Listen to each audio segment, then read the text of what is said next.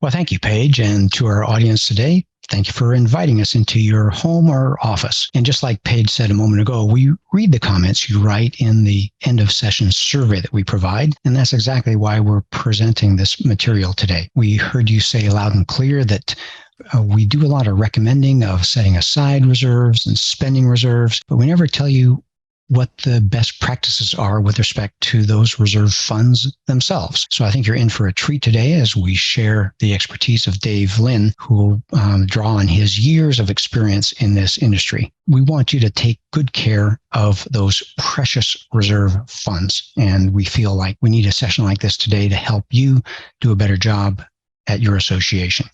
Well, this is how we'll be dividing our time today. I'll start out by laying a little bit of introductory foundation before Dave jumps in and shares some of his insights about investments. And it starts with knowing that everything deteriorates and everything is expensive to repair or replace. So associations need to have the cash available in order to pay for their facilities, taking care of them in a timely manner.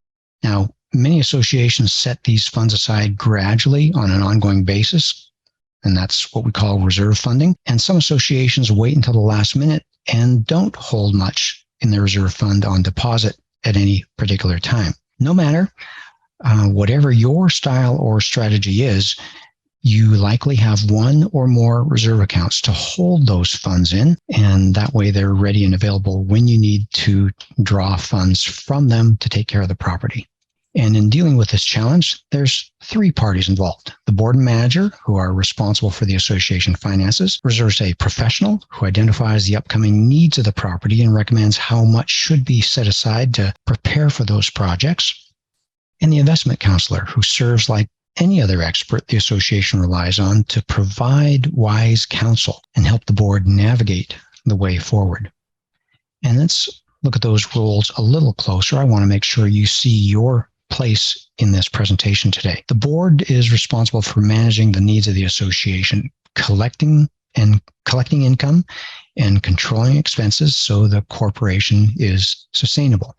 And the manager assists the board in that priority. Now, the board serves under the business judgment rule, which limits their liability exposure while they're serving the association as long as they pass the business judgment rule 3-part test. And that 3-part test is, number one, they serve the association with a duty of care, meaning they put in the time and energy to make quality decisions. Number two is a duty of loyalty, meaning they put the needs of the association above their own. They put the association first, and that classically means doing things like raising assessments when that's needed, even if their personal finances might be tight. And number three, executing a duty of inquiry, not trying to do everything themselves. That means they asked questions when the answer was not patently obvious. And all this means that in the course of serving their associations, boards and managers are working with other people's money and making decisions that affect those homeowners' real estate investment. So in this situation, that means no guessing and no risk taking. And again, that's why we're presenting this session today to give you some insights on how to take good care of those precious reserve funds. For the reserve estate professional, we here are responsible to guide the association forward so they have sufficient cash to take care of the property. And we recommend a smooth and stable funding plan that, per National Reserve Estate standards here, evenly spreads this burden over the owners and is fundamentally fiscally responsible. That way they're ready to take care of the property. And the investment counselor, the third person in the equation, provides expert counsel to help the board make wise decisions about what to do with the money, how to manage the money, various different accounts likely, applying best practices, saving them time, protecting those funds, and helping them avoid mistakes. And with that introduction, that brings us to the meat of our program today, some time with Dave Lynn, who will provide us with his decades of insights about what to do with your precious reserve funds. So Dave, the microphone's all yours. Thank you, Robert and Paige. The way you stress decades, it just makes me feel old, Robert. So. Okay, everyone, Dave's years of experience. Yeah. Thanks, everyone, for joining us today. I really appreciate it. I want to stress that the first and most important aspect of managing reserves for community associations is safety of principal. It's a fundamental aspect of investing is that if you expect a greater than average rate of return, you're taking a greater than average rate of risk. And for community associations, you have a fiduciary responsibility as a board member and a community manager to not take risk with other people's money. So we're working essentially in a zero risk environment. That is, we don't want to have any loss of principal or default on any of the investments. So safety is the number one priority. And you should achieve that level of safety by making sure that everything in then reserve accounts is FDIC insured or backed directly by the U.S. government. So in FDIC insured investments would be CDs that are in the name and tax ID number of the community association, and they're in increments less than the $250,000 FDIC limit. I stress less than, so that not only the principal but the accrued interest is insured. And I also, when we purchase CDs for our clients, we make sure they're purchased from well-capitalized investment grade rated banks. Any money that's not in a CD should be kept liquid in FDIC insured money markets. So whether an association has $50,000 or more than $5 million, everything in the account should be covered by the FDIC, with the exception of buying individual treasury bills and notes. These are treasury obligations directly backed by the U.S. government, the full faith and credit of the government. So an association, again, should only have FDIC insured CDs and money markets and possibly U.S. Treasury bills and notes.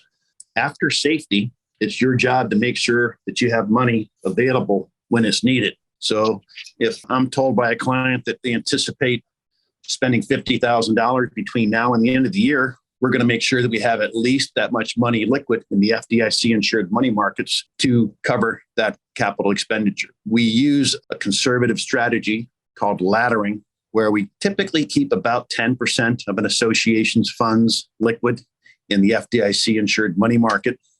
And the other 90%, we recommend laddering or staggering the maturities of CDs so that you have a CD maturing a couple of times a year over the next couple of years. For example, an association might have 6 CDs. You buy a 6-month, a 12, 18, 24, 30, and 36-month CD, in addition to having money in the money market. These CDs can be from various banks so that, you're under the FDIC limit. And then every 6 months, as a CD matures, depending on what your money market balance is and upcoming anticipated expenses, you can roll over a portion or all of that CD into another CD. Now, generally speaking, in this example of a 3-year ladder, you would have the 6-month CD maturing, you would have it reinvested into a 3-year CD. The advantage of this is that even if rates don't increase over the next 6 months, the overall yield of your portfolio would, because the lower yielding, shorter term CD is maturing and being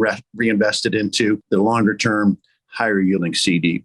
So that over time, your portfolio would have the yield of a 3-year investment in this example, yet would have much more liquidity because in addition to the money you have liquid in the money market, you have a CD maturing within 6 months at all times. So we have a lot of choices and a lot of flexibility. Correct.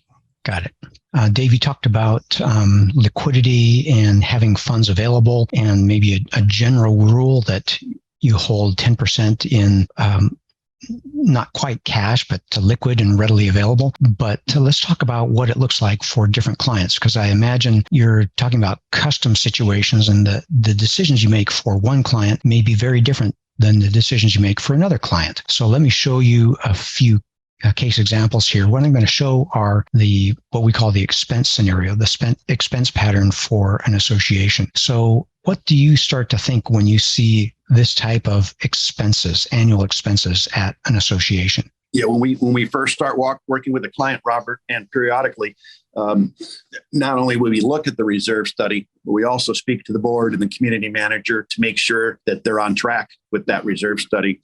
As an example, we talked about this. If you say they're going to spend $500,000 on roofs next year, but the reserve study is 2 or 3 years old, and the board, the managers decided they're going to start a phased replacement over time and not do it all in one lump sum, then that can affect how we would invest the funds. So we're always going to speak to the community manager and board members in addition to looking at the reserve study. In this example for case one, in most reserve studies, I know you do go out, 20, 30 years or more. but I am not recommending investments past 3 years. So we take this whole 30 or 40-year spectrum and crunch it down into 3 years. And what we want to make sure is that if there's any major expenses coming up in the next 3 years, we want to more heavily weight that particular time frame. For instance, if there's a roofing project or a street slurry project due next summer, and that's going to consume 50% of the reserves, then we wouldn't recommend this 6 to 36 month CD ladder, at least not in even increments. We would more heavily weight next spring and summer, having more CDs maturing in time to meet those expenses. In this case, one example, we would still invest, even though there's not a lot of expenses this year or next year. We wouldn't just start with 2 and 3 year CDs. We would start with 6 and 12 month CDs and then build our way out to 18 and 24 months. The reason for that is twofold, essentially, that things can break sooner and cost more money than what is anticipated. And secondly, if rates begin to or continue to increase, you'll have the shorter term CDs maturing in time to take advantage of those new higher rates. Yeah, I want to make sure everyone listening heard that although we make the projections in the reserve study, there's always a reason for, well, Mother Nature gets its way, and a roof may fail early, the asphalt may fail early, everything may fail early. And so you want to be careful and make sure you have a little bit of margin for a little bit of extra room.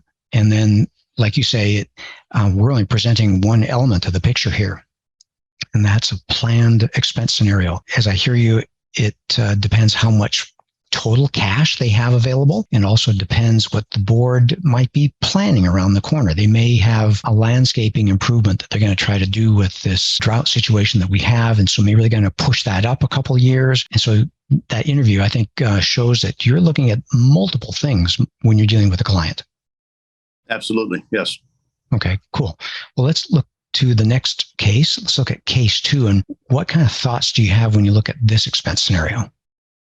Okay, again, I see in the second or the third year, it looks like, if I'm reading this correctly, the third year looks like there's a bulk of expenses. So again, we can start with 6 and 12 month CDs and 24 months, depending on how much money the association has. For instance, that expense in the third year, it looks like about $550,000. If the association has a reserve fund balance of $1 million, and this isn't really an issue, we can just stick with your standard ladder. We can more heavily weight the second year and third year to get a better rate of return now, knowing that you're not going to have a great deal of need for the funds in the first year and a half based on the reserve study. But again, a lot of this depends not only on our anticipation of what interest rates are going to do, but how much money the association has in the money market. Looking at a chart like this, and if it's $500,000 expense, again, if it's an association with $3 million, it's not as big of an issue, if you will. And then if the association only has $500,000, and they got to really make sure that those funds are accurately invested and that the reserve study is accurate so that we have the funds available when needed. Right. You have the cash ready to write some checks and pay some bills when it's time to get that work done. Exactly. Yes. Fantastic. Okay. Tell me what you see when you look at case 3. Yeah, we come across this sometime when we bring a client on, and if you have a huge expense in the first year, maybe a client comes in and with $500,000 in reserves, I get ready to talk to them about a 2 or 3 year CD ladder, but then I understand they have an upcoming expense due in the next couple of months that's going to take the bulk of their reserve funds. In that case, we would just keep the bulk of the money in the FDIC insured money market. Perhaps if we're able to, we'll put some money into 3-month CDs or roll 3 and 6 month CDs and just wait, have the money available near term, short term, so we can take care of that big expense that's coming up. And then once the dust settles a year or so from now, when that big project is finished, then we can begin building out that ladder a little bit further into 12, 24, 18-month CDs like that. Yeah, because after this first year, it looks like then you've got maybe 10 years before you've got the next big, not unsettling, but next big staggering expense to face. Right. Excellent. So as we talked about that, if you're going to work with an investment advisor, he or she will, or a good one should want to look at your reserve study. And a couple of things they're going to look at is how old the reserve study is, and then speak to the board and make sure that they are in agreement with it. Again, as an example of a phased replacement of roofs, or maybe street slurring is going to cost, $300,000. But then after talking to the board or the manager, they say, no, we have an extra couple of years on that because of the weather conditions didn't wear out our streets fast. So the reserve study is what we start with. But again, we want to talk to the people on the ground, if you will.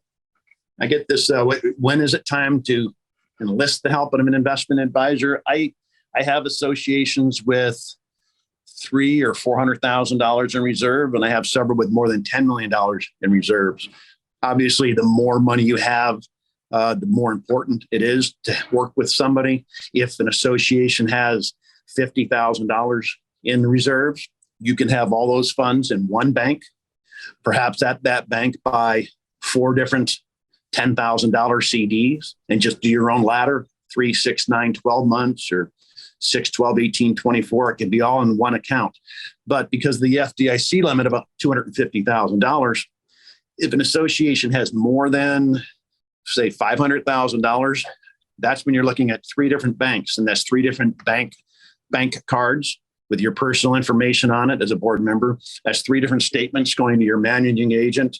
And that's just extra reconciliation and for the monthly statements.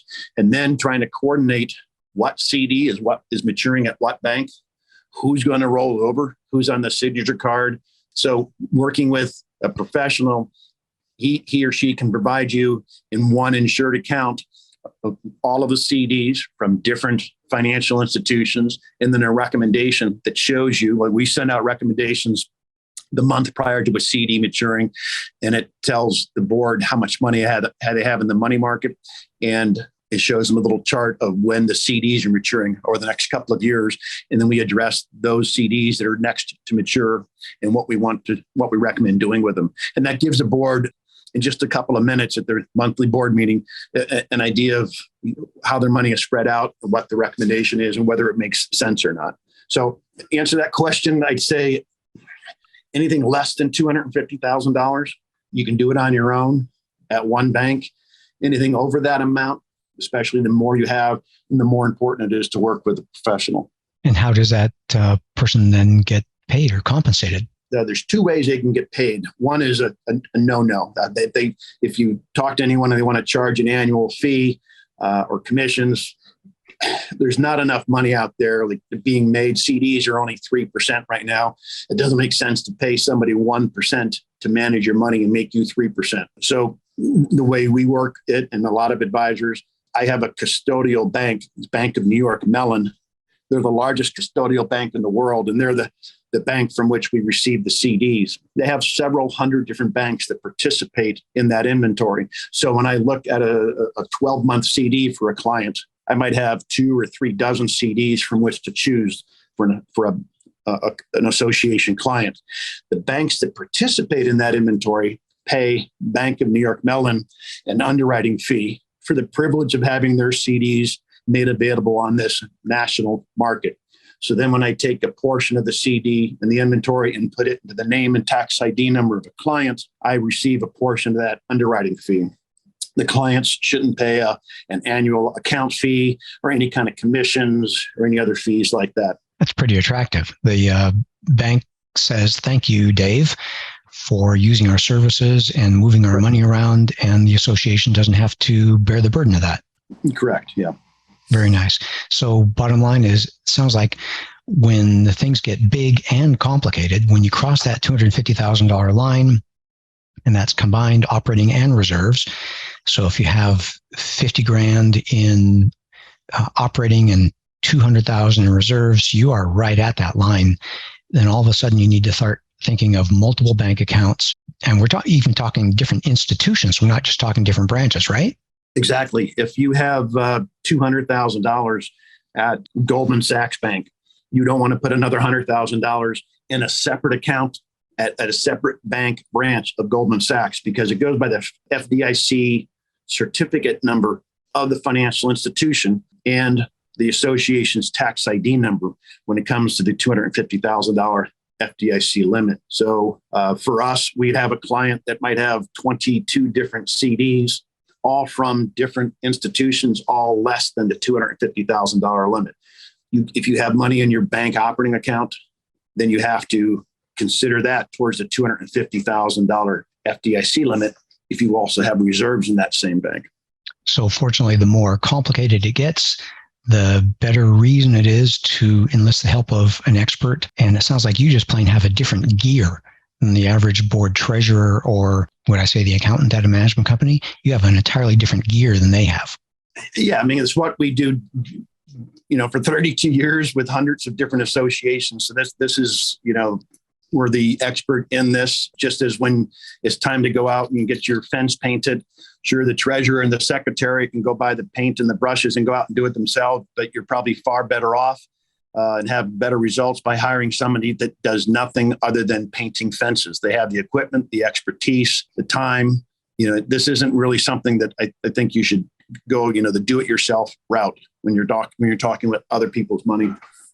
Right. And that illustrates the third point of the business judgment rule. When it gets complicated and when you don't know, get the help of a professional. Yes. Yeah. And in most cases, even doing this, which is in the best interest of the association, it's going to cost the association nothing. So that's absolutely wonderful. Okay. All right. Well, thanks, Dave. Now it's time to kind of turn the corner and address a related issue, and that's inflation. We've been talking about interest, how much you're earning, the safety, the different vehicles that can be used, who helps you. But Dave, what are boards to do with inflation at this time, and how's that going to affect some of their decisions? Well, from an investment point of view, it really can't affect their decisions. Certificates of deposit have had a net real rate of return of 0 or less over the last 20 years. It's only 2 of the last 20 years has the rate of return or the yield provided by a CD after taxes and inflation, has that return been positive. I can buy you a $100,000 2-year CD yielding 3.2% today. In 2 years from now, you'll get your $100,000 back and you get the 3.2% each year. But 2 years from now, that $100,000 has less purchasing power than it does today. So the only way I see to deal with inflation is on your end, Robert, where you would put in your inflation numbers there. And then the board would, in order to maintain a certain percent funding, you would raise the dues, the homeowner's dues, by whatever that inflation rate is. Because a year from now, everything's 4% more expensive, then your monthly contributions or annual contributions to reserve should increase by about that amount just to keep up with your percent funded. Dave, let me stop you here. You said something just in passing. I believe a lot of the people joining us today have their funds in their local bank in a savings account and are getting a fraction of a percent of interest, whereas you're talking about 1, 2, 3% of rate of return when you're laddering CDs like this? Yeah. Fantastic. Yeah, I come across clients or potential clients, and they have $300,000 earning 0.05% or 0.1%. And, our ladders, a 6-month CD starts off at around 2.9%. And then the CDs go out to about 3.4% for a 3-year CD. So I'm coming in and saying, I'm going to, number one, your funds are over the FDIC limit. So you're getting 0.01% on your funds and you're taking risk. And I got to be cautious how I say this to the boards, because I'm telling them I can make your funds safer and get you literally 30 times as much interest. Usually when someone tells you that they can make it safer and make you more money, you should show them the door. But in cases like this, it's true. It's by keeping things invested in CDs from, again, big banks, and doing it properly, you can greatly increase your rate of return and reduce your risk. Again, reduce the risk, the most important part. Yeah, I think it's one thing to be foolish. I think it's another thing to think that there is magic involved. And once you get out of the range of foolishness, then you can deal with some very solid concepts and that have nothing to do with magic. Kind of the solid concepts that we were talking about, Dave, I just want to reinforce this point, is that interest basically never has offset inflation. It's just the nature of the way things work. Inflation is higher. And from a reserve safe point of view, inflation is going to work on the entire, let me say, roofing project, not just the dollars that you have in the bank. And that difference is an economic reality. And you just need to plan for that difference and let go of the thought or the expectation that the interest that you make is going to offset inflation, because that's just not going to happen. And when you think about what are the numbers on that, I want to show you some of the actual numbers on this. We broke down our clients, Association Reserve clients, into 4 categories. Preparing for this webinar: HOA, PUD types, big plan developments, townhomes, condo apartment style, condo high rises. So 4 categories. And we broke down what's the average reserves on deposit. And we'll start with the HOAs. Not a lot of cash on deposit in reserves. And so the difference, how much inflation right now with a 5% margin over interest, that's going to cost each homeowner about $60 a year, $57 a year. That's not really a lot. And so what I want to counsel our clients is that that's just a matter of planning your reserve funding over the course of the year to handle that, to acknowledge it. Don't be all bent out of shape that it's not keeping up. That is not an appropriate expectation. And for the larger types of associations where they have more common area assets, it may be a couple or $300 per year that inflation is eating away their investment. But again, that's something that's just part of the planning process with reserves, that you just create the funding plan so that it manages that. And again, inflation kind of right now is the bad guy. It's not the reserve provider. It's not your investment counselor. It's just a matter of dealing with the reality of this world that we're in at this point in time. Well, let me again move to the next subject. I want to summarize what we've been talking about here today and spend a few minutes just wrapping up our program. I want to make sure everyone has a good expectation of what a healthy budget looks like. For most associations, a healthy budget is a vast majority in the operating account going to operational things, the daily, weekly, monthly expenses. Typically, the reserve set-asides needs to be 15 to 40% of an association's budget to offset that ongoing deterioration. And there's always going to be surprises, and that tends to be about 5%, things that you can't really put your finger on, but those are going to be real expenses through the course of the year. So you need that extra 5% margin to handle those unknown type of projects. That's a healthy budget. And as we talk about what do you walk away from here? What are the keys to success? Well, Dave and I have been speaking about looking at what the needs of the association are first. That's that duty of loyalty to the association. If the association needs the money, you got to make sure the association gets the money. And part of that is keeping the money safe. If you've gathered it from the homeowners, now it's under your responsibility. And by golly, you want to keep that money safe and not squander it or lose it, misspend it, anything like that. And there is no need to do it yourself. And just like Dave mentioned, when it's time to paint the fence, it's not time for the board to organize a work party and buy some paint. This is a big deal. And like revising your governing documents or asking the landscaper what plants might work best in your front entry area, ask the landscaper about those things. Ask the attorney to help with your governing documents, and ask a reserve professional for a reserve study. Ask an investment counselor for guidance when your reserve funds and operating funds start crossing that $250,000 line. And then in these times where everything is changing, interest, inflation, update your income and expense data and your budget plan, investment plan, and reserve study plan regularly.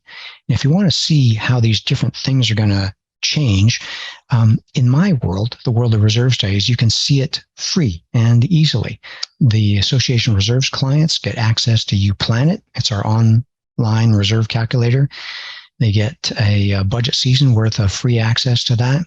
They can literally type in the difference of reserve interest earnings from 1% to 2% or 3% or whatever someone like Dave says they can do for your association. See how that changes the balance of reserve needs at your association.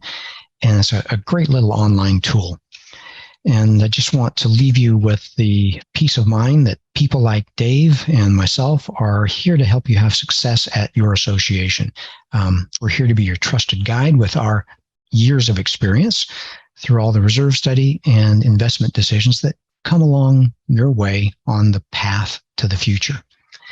Now, we have a good library of articles and videos on our website at Association Reserves. You can see them at reservestudy.com. At the top of the homepage, you can click a link that will get a proposal for your association. And scrolling down to the bottom will allow you to sign up for our email list so you can get notification of webinars like this.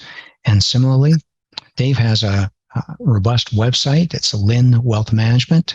So it's lynnwm.com, where you can learn more about the services he and his team provide for associations across Texas, Florida, and California.